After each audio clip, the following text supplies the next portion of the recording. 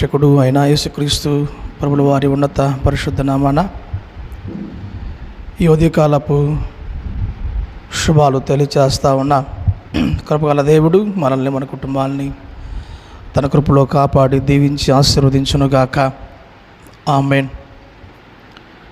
చూడండి, పరిశుద్ధ గ్రంథంలో మనం చూసుకున్నట్లయితే గడిచిన కొన్ని దినాలుగా నూతన నిబంధనలో ప్రభువైన యేసుక్రీస్తు ప్రభుల వారు వ్యక్తిగత సంభాషణ జరిగించిన ఉదంతాన్ని వ్యక్తులతో విషయాన్ని మనం ధ్యానిస్తూ వస్తూ ఉన్నాం.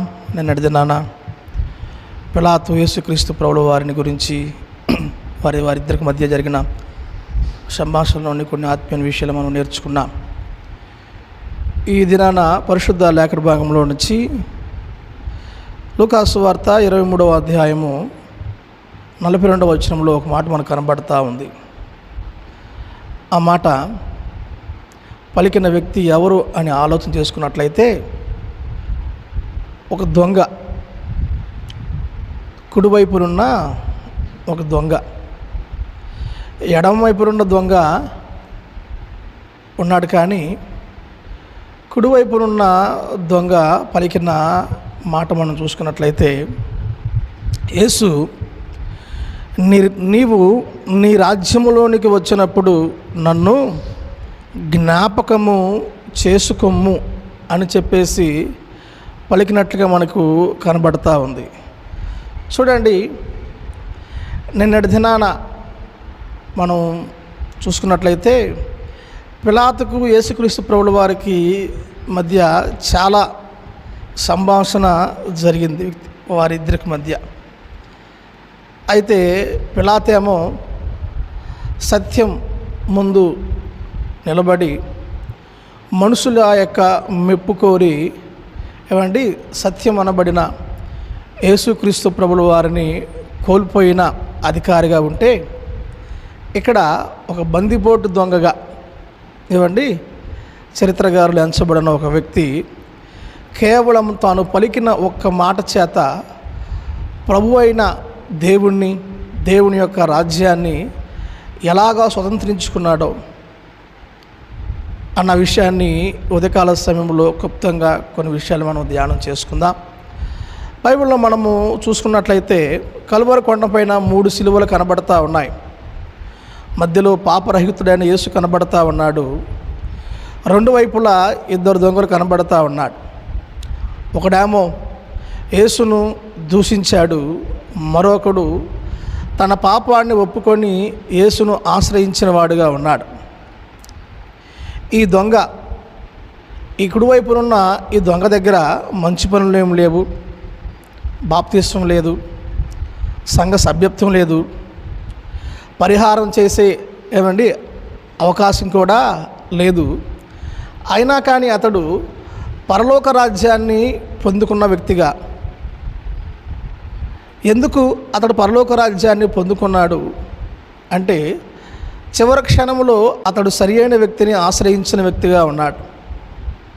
మనం చూసుకున్నట్లయితే అతడు పలికిన మాట, ఈ దొంగ పలికిన మాటలకు మనం ఆలోచన చేసినట్లయితే లూకాసు వార్త 23వ అధ్యాయం 41వ వచనంలో ఇతడు అంటాడు కదా, మనము చేసిన క్రియలకు తగిన ఫలము మనము పొందుతూ ఉన్నాము అని. మొదటి దొంగ తన పాపాన్ని ఇక్కడ ఒప్పుకున్న రీతి మనకు లేఖన భాగంలో కనబడతా ఉంది. ఏమన్నాడంటే, ఆ రెండోవాడు, అయ్యా నువ్వు నిజంగా క్రీస్తు అయితే మొదటివాడు నువ్వు నిజంగా క్రీస్తు అయితే నువ్వు రక్షించుకొని మమ్మల్ని కూడా రక్షించమన్నప్పుడు, ఈ కుడివైపున్న ఈ దొంగ అంటాడు కదా వాడితో, రేయ్ మనము చేసిన క్రియలకి మనకైతే ఫలము పొందుతూ ఉన్నాం అని దేవుణ్ణి ఒప్పుకొని, వాడు పాపి కాదు కానీ దేవుడు తన పాపాన్ని ఈ వ్యక్తి కప్పుకోలేదు. కానీ బహిర్గతంగా మనము పాపులము, మనం చేసిన పనులకు తగిన ఫలాన్ని మనము పొందుతున్నామని చెప్పేసి ఇక్కడ ఈ దొంగ మాట్లాడుతున్నట్లుగా కనబడతా ఉంది.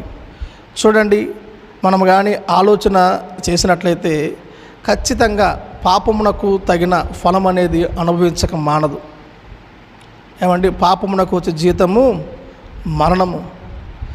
మనము చేసిన క్రియలను బట్టి నిశ్చయముగా ఫలాన్ని మనము అనుభవించేవారుగా ఉంటాం. మేలు చేసిన వారు ఏమండి మేలు పునరుద్ధానమునకును, కీడు చేసిన వారు తీర్పునకు వెళతారని చెప్పేసి లేఖన భాగాలు మనకు తెలియజేస్తూ ఉన్నాయి. అయితే ఈ దొంగలో ఉన్న ఒక శ్రేష్టమైన విషయం ఏంటంటే, తన యొక్క స్థితిని అతడు ఒప్పుకున్నట్లుగా మనకి లేఖన భాగం కనబడుతూ ఉంది. మనము కూడా ఎప్పుడైతే ప్రభు దగ్గర ఏమండి పాపాన్ని కప్పుకునేవాడు, పాపాన్ని దాచుకునేవాడికి ఎటువంటి పరిహారం పొందడేమో, కానీ ఎప్పుడైతే అతిక్రమాన్ని మనం ఒప్పుకునే వ్యక్తులుగా ఉంటామో, మన అతిక్రమాలను దాచుకోకుండా అతిక్రమాలను ప్రభు దగ్గర మనం ఎప్పుడైతే మనము ఒప్పుకొని వాటిని మనము విడిచిపెట్టేవారికి ఉంటామో, అప్పుడు దేవుని యొద్ద నుంచి మనము కనికరాన్ని మనం పొందుకునే వ్యక్తులుగా ఉంటామని పరిశుద్ధ బైబిల్ లేఖనాలు మనకు తెలియచేస్తూ ఉన్నాయి. కాబట్టి చూడండి, మనం ఒక డాక్టర్ దగ్గరికి వెళ్ళినప్పుడు డాక్టర్ గారితో మనం ఏం చెప్పాలి? రోగి తన వ్యాధిని ఏమండి దాచిపెడితే దానికి మందు దొరకదు, కానీ తన యొక్క వ్యాధిని ఎప్పుడైతే ఆ తీవ్రతను, ఆ సింటమ్స్ని ఎప్పుడైతే సమస్తాన్ని కూడా తెలియచేస్తాడో, దానికి తగిన వైద్యాన్ని ఎలాగైతే ఒక డాక్టర్ ఇచ్చే వ్యక్తిగా ఉంటాడో, అలాగే మన జీవితంలో కూడా ఏమండి మనుషుడి దగ్గర కాకపోవచ్చు, కానీ దేవుని దగ్గర మాత్రము మన సంగతి అంతే కూడా మనం చెప్పుకోవాలి. ప్రభువా, నా స్థితి ఇది, నా పరిస్థితి ఇది, ఇదిగో నేను ఈ యొక్క అలవాట్లో నుంచి లేదా ఈ యొక్క చెడు దేవా కార్యంలో నుంచి బయటికి రాలేకపోతున్నాను, నన్ను నువ్వు రక్షించయ్యా, నన్ను బయటపడేలాగా నాకు సహాయం చెయ్యి అయ్యా, నీ కృప మాకు దయచేయి అని చెప్పేసి ఎప్పుడైతే ప్రభు దగ్గర మనం ఒప్పుకునే వ్యక్తులుగా ఉంటామో, అప్పుడు నిశ్చయముగా మన జీవితంలో కూడా దానిని జయించే ఏమండి దానిని క్షమించుడులో ఐశ్వర్యవంతుడైన దేవుని మనం కలిగి ఉంటాం. కాబట్టి ఇన్నాళ్ళు ఒకవేళ మన జీవితంలో ఏమైనా పాపం ఏమైనా దాచుకుంటున్నామేమో ఒప్పుకోకుండా, అయితే నేడైనా కానీ దేవుని ముందు నిజాయితీగా నిలబడి మనము ఒప్పుకున్నట్లయితే ఏమండి మన యొక్క అతిక్రమాలు కానీ మనం ఒప్పుకున్నట్లయితే నిశ్చయంగా దేవుని యొద్ద నుంచి కనికరాన్ని మనం పొందుకునే వ్యక్తులుగా మనము ఉంటాం.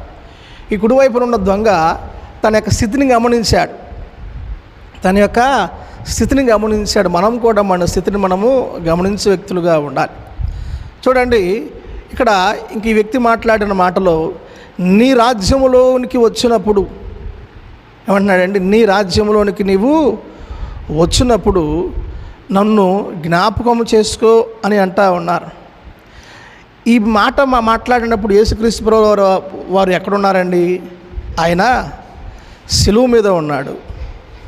సిలువలో అందరూ ఆయన్ని ఏం చేస్తూ ఉన్నారంటే, ఒక ఓడిపోయిన వాణిని అక్కడ చూస్తూ ఉన్నారు.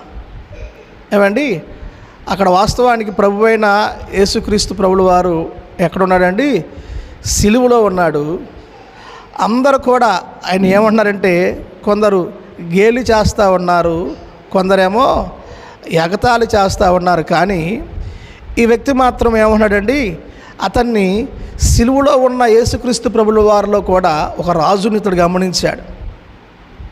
అయ్యా, నీకు ఒక రాజ్యం ఉంది, నువ్వు మరలా తిరిగి వస్తావు. ఈ ఒక్క మాటలోని సువార్త అంతా కూడా మనకు నిగూఢమై ఉంటుంది. యేసు నీవు నీ రాజ్యంలోనికి వచ్చినప్పుడు నన్ను జ్ఞాపకం చేసుకున్నాము అన్న ఇతడు పలికిన ఒక్క మాటలో ప్రభువైన యేసుక్రీస్తు ప్రభుల వారు 3.5 సంవత్సరాలు ఆయన చేసిన సువార్త అంతటిని కూడా ఇతడు ఏమండి తనను ఈ ఒక్క మాటలో అతడు పలికిన మాటలో దాగి ఉన్నట్లుగా మనకు కనబడతా ఉంది. చూడండి, ఇక్కడ ఇద్దరు దొంగలే. ఎవరండి? కుడివైపు ఉన్నవాడు దొంగే, ఎడమవైపు ఉన్నవాడు దొంగే. కానీ ఈ కుడివైపునున్న ఈ దొంగ ఏమన్నాడంటే, అయ్యా నీవు రాజు అయ్యా, నీవు నీ రాజ్యంలోనికి వచ్చినంటే అతను ఒక రాజుగా చూశాడు. సిలువలో ఉండి కూడా మనుషులందరూ కూడా ఏమండి ఆయన్ని గేలి ఎగతాళి చేస్తూ ఉంటే ఇతడు మాత్రము రాజుగా గుర్తించాడు. అయితే మనము కూడా ఎప్పుడైతే ప్రభువుని ఒక నిజమైన రాజుగా మనం ఎప్పుడైతే మనము గమనించే వ్యక్తులుగా ఉంటామో, అయ్యా నీవు నాకు రాజుగా ఉండాలి, నీవు నా కుటుంబాన్ని పరిపాలించే ఒక నాయకుడిగా ఉండాలి, అధిపతిగా ఉండాలి. ఇదిగో ప్రభువా, నా జీవితాన్ని నీకు సమర్పిస్తూ ఉన్నాను. నన్ను, నా బిడ్డలను, నా యొక్క సమస్త పరిస్థితులంతటి కూడా నీ చేతులు నేను సమర్పిస్తూ ఉన్నాను. నీవే నా కుటుంబాన్ని పరిపాలించు అని ఎప్పుడైతే ఆ దేవుని యొక్క నాయకత్వానికి, దేవుని యొక్క రాజ్యానికి, దేవుని యొక్క అధికారానికి ఎప్పుడైతే మన జీవితాన్ని మనము సమర్పించుకునే వ్యక్తులుగా మనం ఉంటామో, మనం ఆరాధిస్తున్న మన దేవుడు మనల్ని తన ఆలోచన చేత సమయోచితమైన చక్కని మార్గంలో మనకు జ్ఞానం చెప్పి సహాయం చేసి ముందుకు నడిపించే వ్యక్తిగా ఉంటాడు. ఇక్కడ ఈ విషయంలో ఈ ఉదాంతంలో చూసుకున్నట్లయితే ఇద్దరిది ఒకే స్థితిగతులు. ఏమండి, కుడివైపునున్న దొంగది ఒకే స్థితి, ఎడమవైపు ఉన్నది దొంగది, ఇద్దరిది ఒకే స్థితి. అయితే పరిస్థితులను బట్టి ఏమండి, పరిస్థితుల్లో మనం ప్రవర్తించే ప్రవర్తన విధానాన్ని బట్టి, మనము కనపరిచే ఏమండి ఆలోచన విధానాన్ని బట్టి మన జీవితము మార్పు చెందుతుంది అన్న విషయాన్ని మనం మరవకూడదు. నా మాటలు అర్థమని అనుకుంటున్నాను. ఇద్దరు సిలువలోనే ఉన్నారు. ఏమండి, కొన్ని క్షణాలు ఇద్దరు కూడా మరణానికి దగ్గరలో ఉన్నారు. కానీ ఒక వ్యక్తే దేవుడి రాజ్యాన్ని స్వతంత్రించుకున్నాడు, ఒక వ్యక్తి నిత్య ఏమండి నాశనానికి వెళ్ళిన వాడిగా కనబడతా ఉన్నాడు. ఇక్కడ మన జీవితంలో కూడా అందరికీ ఎదురయ్యే పరిస్థితులు మనకు ఎదురవుతూ ఉంటాయి. అందరికీ వచ్చే ప్రతికూలమైన పరిస్థితులు మనము కూడా కొన్ని పర్యాలు మనము ఎదుర్కోవలసి వస్తూ ఉంటుంది. అయితే పరిస్థితులు అనేవి మన జీవితంలో ఎదురైనప్పుడు మనకు ఎదురైన పరిస్థితుల్లో మనము ఎటువంటి ప్రవర్తనా శైలిని మనం కనపరుస్తూ ఉన్నాము అన్న దాని మీద మన జీవితం అనేది ఆధారపడుతూ ఉంది. ఈ కుడివైపున ఉన్న దొంగ అయితేనేమో యేసును ఆశ్రయించాడు. ఏమండి, యేసును ఆశ్రయించాడయ్యా, నీ రాజ్యంలో వచ్చినప్పుడు నన్ను జ్ఞాపకం చేసుకోమన్నాడు. వెంటనే అతడు ఏం పొందాడండి, ఏమండి పరదేశంలో ప్రభువుతో పాటు ఉండే గొప్ప అవకాశాన్ని అతడు పొందుకున్నట్లుగా మనకి లేఖన భాగంలో కనబడతా ఉంది. కాబట్టి చూడండి, మన పరిస్థితిలో కూడా ఇతడు సిలువలో ఉన్న ప్రభువులో కూడా అతడు ఎవరిని చూశాడండి, ఒక రాజును గమనించాడు. అవును, మనం ఆరాధిస్తున్న దేవుడు ఆయన రాజులకు రాజు, ప్రభువులకు ప్రభుడు. ఆయన నిన్న నేడు ఏకరీతిగా ఉన్న దేవుడు. ఆయన మారనివాడు, మార్పు లేనివాడు. ఏదైనా మన జీవితంలో చేయదగిన నమ్మదగిన దేవుడు. ఏమండి, అటువంటి దేవుణ్ణి మనము కూడా ఏమండి ఒక రాజుగా ఎప్పుడైతే మన జీవితాల్లో మనము కలిగి ఉంటామో నిశ్చయముగా మన కుటుంబాలు మనం ఏమవుతుందో చెప్పండి, దీవెనకరముగా ఆశీర్వాదకరముగా మార్చబడేవిగా ఉంటాయి. విత్తనము నేలలో పాతిపెట్టినప్పుడు అది చనిపోయినట్లుగా కనిపిస్తూ ఉంది, కానీ రైతుకి అది దానిలో ఒక నూతన జీవం కనబడతా ఉంది. అలాగే యేసుక్రీస్తు ప్రభువు వారు కూడా అందరూ కూడా ఏమంటున్నారంటే సిలువలో ఓడిపోయినట్లుగా అందరికీ కనబడతా ఉన్నాడు. కానీ ఒక విశ్వాసికి లేదా ఈ దొంగకు ఆయన ఒక రాజుగా కనబడతా ఉన్నాడు. చాలామంది మనం ఆరాధిస్తున్న ప్రభుని ఒక నిస్సహాయుడిగా ఏమండి కొందరు గేలి చేస్తూ ఉంటారు. ఏమని, 3 మేకులు పీక్కోలే 3 మేకులు తీసుకోలేని ఆయన మీకు దేవుడు ఏంటని. ఇలాగా ఈనాడే కాదు ఆనాడు కూడా ఏమండి ఇలాగ గేలి చేసేవారు, ఎగతాళి చేసేవారు. భక్తులను విశ్వాసులను తోలనాడి మాట్లాడేవారు నేటి ఉన్నారు, ఆనాడు ఉన్నారు. కానీ మనం ఎప్పుడైతే ఒక విశ్వాసి తన కన్నులు తెరిచిన వాడే ప్రభువుని ఎప్పుడైతే చూసే వ్యక్తిగా ఉంటాడో ఏమండి నిశ్చయముగా ఆ వ్యక్తి దేవుని యొక్క రాజ్యంలో దేవునితో పాటు యుగాలు జీవించే గొప్ప భాగ్యాన్ని కలిగి ఉండటమే కాదు, కానీ ఇహపరమందు కూడా దేవుడు అనుగ్రహించే నిత్యమైన విశ్రాంతిని, నెమ్మదిని పొందుకునే జీవితాన్ని కలిగి ఉంటాడు. ఇక్కడ పరిస్థితులు యేసు లేడని చెప్పినా కానీ ఇక్కడ ఇతని విశ్వాసము ఏమండి ఇతనిని ఏదంటే ఆయన నా రాజు అని చెప్తా ఉంది. మనము కూడా ఉదయకాల సమయంలో ప్రభువా నీవు నాకు రాజుగా ఉండండి, నా కుటుంబానికి నీవు నాయకుడిగా ఉండండి అని విశ్వాసంతో ప్రభు పైన మనం ఆధారపడదాం. నిశ్చయముగా ఏమండి ఆ యొక్క కృపామయుడైన దేవుడు ఎలాగైతే ఆ యొక్క దొంగను కనికరించాడో మనం ఆరాధిస్తున్న దేవుడు ఆయన కనికర సంపన్నుడే ఉన్నాడు. మనల్ని కూడా ఆయన కనికరించే దేవుడిగా ఉన్నాడు. ఇక్కడ ఇతడు చేసిన ఒక చిన్న ప్రార్థన, ఒక చిన్న మనవి గొప్ప ఫలితాన్ని పొందింది. కేవలం ఇతడు ఒక ముఖ్య మాట అన్నాడు, నన్ను జ్ఞాపకము చేసుకో. ఇది హృదయపూర్వకంగా వచ్చిన ప్రార్థన.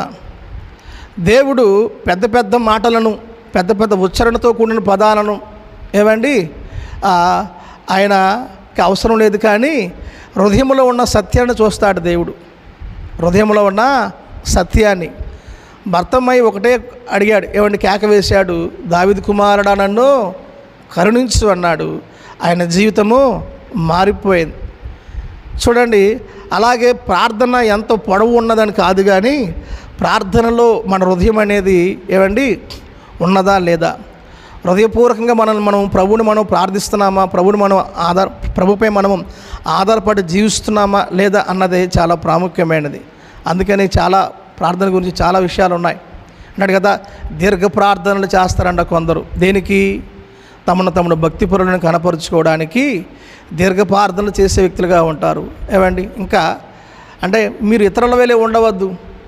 అయితే మనం ఏంటంట చేసే చిన్న ప్రార్థనైనా కానీ ఏంటంట ఇతడు చేసిన ఒక చిన్న ప్రార్థన, హృదయపూర్వకంగా చేసిన ప్రార్థన ఏమండి ఇతరులను రక్షించినట్లుగా మనం కనబడతా ఉంది. ఇతడు ఎప్పుడైతే నన్ను జ్ఞాపకం చేసుకోను అన్నాడో ఏమండి యేసు ప్రభువు వారు ఏం చేశాడండి, ఆయన్ని ఏమన్నాడు, నీవు నీతో పాటు నువ్వు నాతో పాటు పరదేశులో వందువు. ఈయన కేవలం ఒక మాట అన్నాడంతే, నన్ను జ్ఞాపకం చేసుకో అన్నాడు. యేసు ప్రభువు వారు ఏమన్నాడండి, నేడు నీవు నాతో కూడా పరదేశులో వందువు.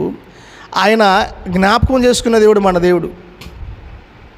మనము అయా నన్ను జ్ఞాపకం చేసుకో అని ప్రభుకి మనం ప్రార్థిస్తే ప్రభు మనల్ని నిత్యముగా జ్ఞాపకం చేసుకునేవాడు. ఆయన మర్చిపోండి దేవుడు, మనల్ని ఆయన మరువని దేవుడు. ఏమండి, ఈ లోకంలో మనుషులైతే మనల్ని మర్చిపోవచ్చు. ఏమండి, మన మనుషులం కదా, సహజంగా మర్చిపోయేది ఉంటుంది. కానీ ఎవరు చెప్పండి, మనం ఆరాధిస్తున్న దేవుడు మాత్రం మనల్ని ఆయన మరువని దేవుడు. కాబట్టి మర్చిపోని రక్షకుణ్ణి మనం కలిగి ఉన్నాం. ఇక్కడ ఈ దొంగ విషయంలో చూసుకున్నట్లయితే ఇతడు ఏమన్నాడు, అయా నన్ను జ్ఞాపకం చేసుకో అన్నాడు. అవును, మనము కూడా ప్రభు దగ్గర, ప్రభువా మమ్మల్ని దయచేసి ఒక్కసారి మమ్మల్ని జ్ఞాపకం చేసుకో అని కానీ మనము ప్రభుని కానీ మనం అడిగినట్లయితే, బైబిల్లో చూస్తున్నట్లయితే చాలామంది వ్యక్తులు కనబడతా ఉన్నారు. దేవుడు ఎవరిని జ్ఞాపకం చేసుకుంటాడు? దేవుడు నోవాహుని జ్ఞాపకం చేసుకున్నాడు, దేవుడు హన్నాని జ్ఞాపకం చేసుకున్నాడు. చివరికి ఇక్కడ ఒక దొంగని కూడా దేవుడు జ్ఞాపకం చేసుకున్నట్లుగా మనకు లేఖన భాగంలో కనబడతా ఉంది. చూడండి, జ్ఞాపకం. హిజ్కియా ప్రభువుకి ఏమని ప్రార్థన చేశాడు, అయ్యా నేను నీ సన్నిధిలో యథార్థవర్తనుడై ఎలాగా ప్రవర్తించానో దయతో నన్ను ఒక్కసారి జ్ఞాపకం చేసుకో అని ఎప్పుడైతే అన్నాడో హిజ్కియా ఆయుష్ని దేవుడు పొడిగించిన వ్యక్తిగా ఉన్నాడు. వెంటనే ప్రవక్త అయిన యెషయాని తిరిగి పంపించాడు. అయ్యా ఇదిగో నీ ఆయుష్ను నేను పొడిగిస్తున్నానని చెప్పేసి అభయాన్ని ఇచ్చిన వాడుగా ఉన్నాడు. అవును, అయితే ఈ దొంగ విషయంలో అయితే మాత్రం ఏంటంట, అతను దేవుడు జ్ఞాపకం చేసుకున్నాడు, మర్చిపోలేని వాడుగా మనం కనబడుతున్నాం. కాబట్టి ప్రభునందు ప్రియమైన దేవుని బిడ్డలారా, దైవజనాంగమా, చివరి క్షణాల్లో కూడా మనకు దేవుని యొక్క కృప అందుబాటులో ఉంటుందన్న విషయాన్ని మనం మరవకూడదు. ఏమండి, చివరి క్షణాల్లో కూడా ఈ దొంగకు ఇంకా కేవలం మిగిలింది కొన్ని నిమిషాలే. అయినా కానీ యేసు అతన్ని రక్షించిన వ్యక్తిగా ఉన్నాడు. ఏమండి, చివరి నిమిషం అంటే అనుకోవచ్చు, చివరి నిమిషంలో ప్రభువుడి దగ్గరికి నేను వస్తానులయ్యా, చివరి విషయంలో రక్షించమని నేను కూడా అంటానులయ్యా అని అనుకోవద్దు.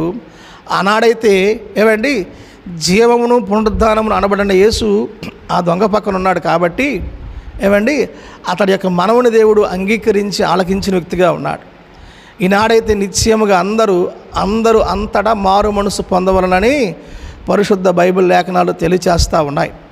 కాబట్టి మన జీవితంలో కూడా ఏంటంట, చివరి క్షణాలు కూడా ఏమండి ప్రతి క్షణంలో కూడా ప్రభు యొక్క కృప మనకు అందుబాటులో ఉంటా ఉంది. ప్రభు యొక్క కృపను మనము ఆశ్రయించే వ్యక్తులుగా ఉండాలి.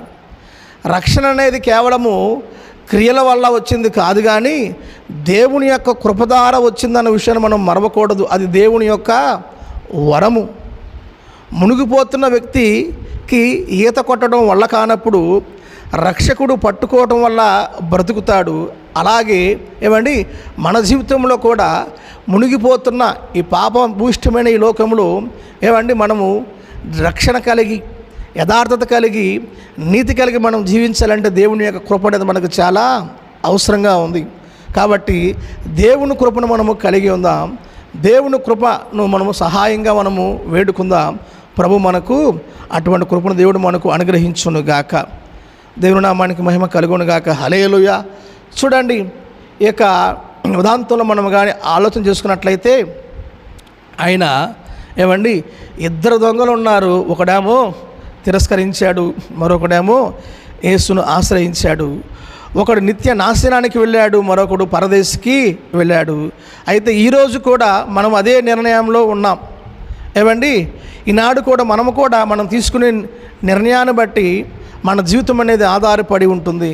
కాబట్టి ప్రార్థనను మనం ఏంటంట విశ్వాస సహితంగా ప్రార్థన చేద్దాం. ప్రభువుని ఒక రాజుగా మనము గుర్తిద్దాం. ఏమండి, నువ్వు వచ్చినప్పుడు అన్నాడు అంటే, అయ్యా నువ్వు మరలా తిరిగి వస్తావు. ఏమండి, నువ్వు మరలా లేస్తావు. ఏమండి, మరలా లేచి నువ్వు మరలా నీ రాజ్యంతో నువ్వు వస్తావు.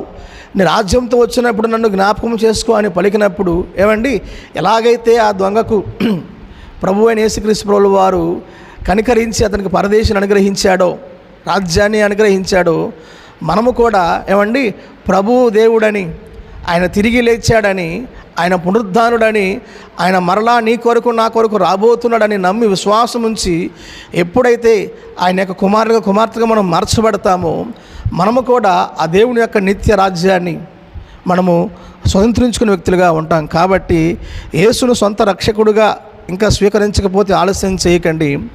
సిలువపై దొంగకు చూపిన కృపే ఈరోజు నీకు మనకు కూడా అందుబాటులో ఉంది. కాబట్టి పశ్చాత్తాపంతో హృదయపూర్వకంగా ప్రభువుని ఆశ్రయిద్దాం. నిత్య జీవమని వరాన్ని మనం పొందుకునే వ్యక్తులుగా ఉందాం. కాబట్టి మన జీవితంలో మనల్ని మర్చిపోయేవారు అనేక మంది ఉంటారు, కానీ మనల్ని మరువని దేవుడు మనకున్నాడు. ఆయన మనల్ని మరువని దేవుడు, మనల్ని విడువని దేవుడు, కృప చూపించే దేవుడు. క్రీస్తు ఎన్నటికి మనల్ని మరవకుండా తన కృప చొప్పున, కనికరము చొప్పున మనల్ని దీవించి ఆశీర్వదించునుగాక. ఆమేన్. ప్రార్థన చేసుకుందాం.